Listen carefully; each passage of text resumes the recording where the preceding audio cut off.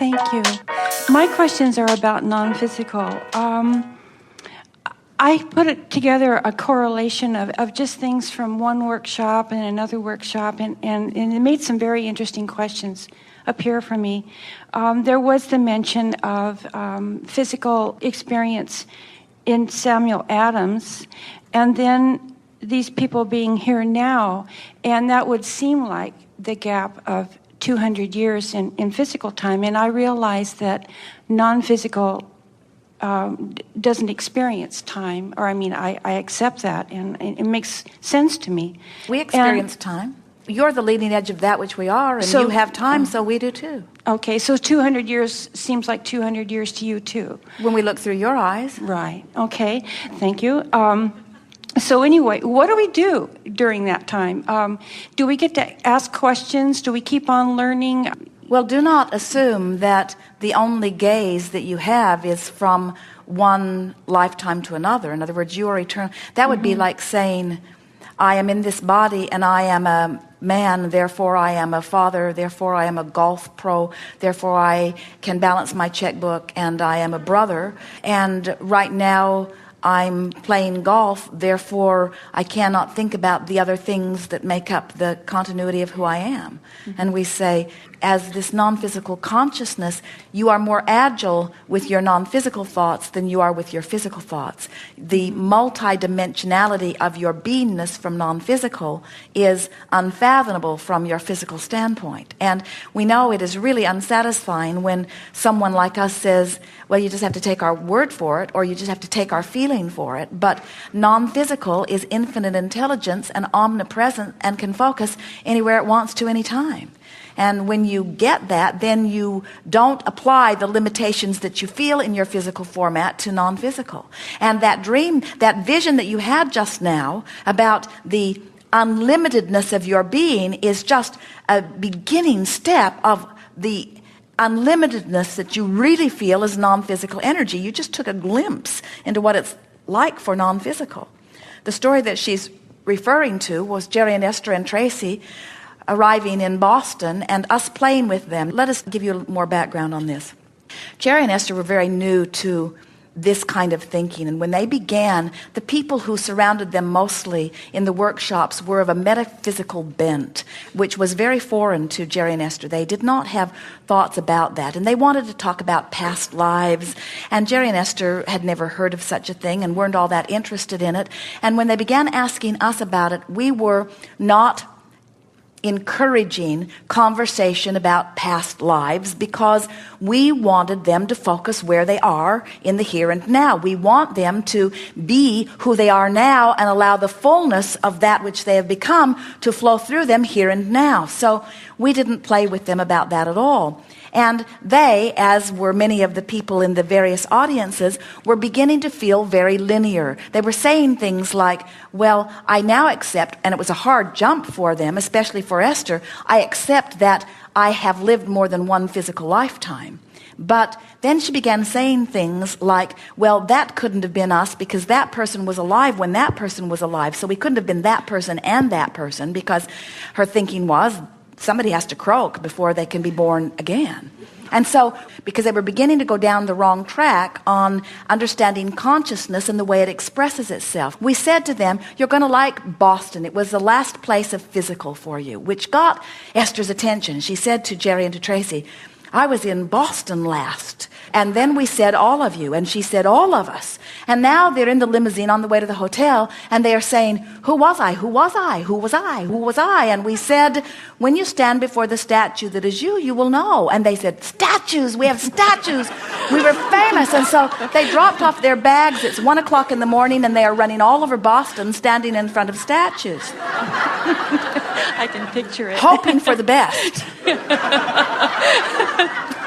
And when they stood before the statue of the renegade named Samuel Adams, troublemaker that he was, all three of them shouted, I was Samuel Adams.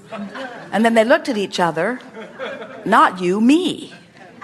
And then we explained that the energy that is within them was at that time within Samuel Adams. It was the first time that they began thinking in terms of energy stream rather than a clump of non-physical and a clump of flesh. It broke them loose into understanding that infinite intelligence and consciousness is a stream of consciousness. And for physical beings who have come to like your clump and take ownership of your clump, and some of you have done such a good job of that you've decided you're going to take your clump into the non-physical with you, which we think is interesting. We tease you, what are you going to do with a body in a non-physical realm? It's going to be cumbersome. It helped them to begin understanding that they are eternal beings. It's not very satisfying to query about the non-physical from your physical format because you don't have broad enough perception to really get it. There's no way of proving it. Esther said to Jerry and Jerry to Esther, we can't even prove who Abraham is. We can't assign them to a star or to a galaxy. We have no way of proving. We only know how they feel. Well, I was just surprised. For instance, I felt that I sort of came back right away. I mean, I just got that feeling, and so I thought, gee, there could be like a 200-year gap. Oh, but you have to understand, and we are appreciating you bringing this up. As we're calling you forward, you can only hear what we say through the lens that you are listening. In other words, as we said to Esther, Boston was your place of physical. She interpreted it because we had not been willing to talk to them at all about past lives. And now we're talking to her about a past life. So she knew that it had to be something really meaningful. There are many of you who are the same energy as those who were the founders of your nation. That's why you take such ownership, and it's why you take such issue when you think that it's going off in a direction that does not please you. In other words, you are eternal beings who have been playing in this physical realm for a very long time. You're not new to this. The people that you come forth with in clusters as you inhabit this earth in the way that you do, you are soulmates with all of them on some level. In other words, this is non-physical consciousness playing together. It is astonishing to us that you do not love one another in the way you did when you made the decision to come forth. As non-physical energies getting ready to come forth into these bodies, you had unequivocal love for every person on the planet, and you came forth in an attitude of joining them and rejoicing and reveling in physical life. Look at the babies. That's still how they feel. They will love you no matter who you are or no matter where you live until they've been trained by their environment that they should not be that way. Jerry and Esther a few years ago were at an airport, and their general process was they would land, Jerry would go out and retrieve the car, which took some time, and Esther would wait at the baggage carousel for bags. And then Jerry would arrive just at the right moment, and a skycap would help Esther to the curb, and off they would go with the big heavy bags. So Esther is standing and waiting, and a very nice man is waiting with her, and she is playing with this man. She is teasing him, telling him that her bags would be the first 3 bags off the carousel.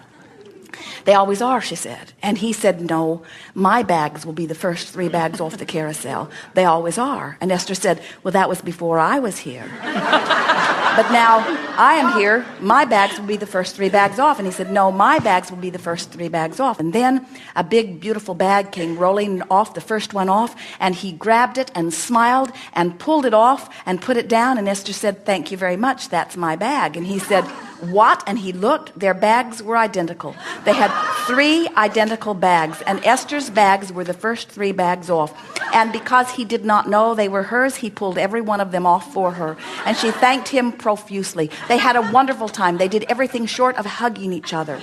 And then Jerry is watching from the doorway, waiting, and he said to Esther as she got into the car, do you know who that man was? And Esther said, no, he was very, very nice.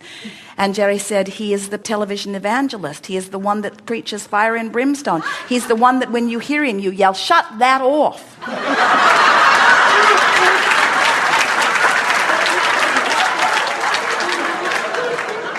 Jerry said, it was interesting to watch you because if either one of you knew who the other one was, you would not have been having such a good time together.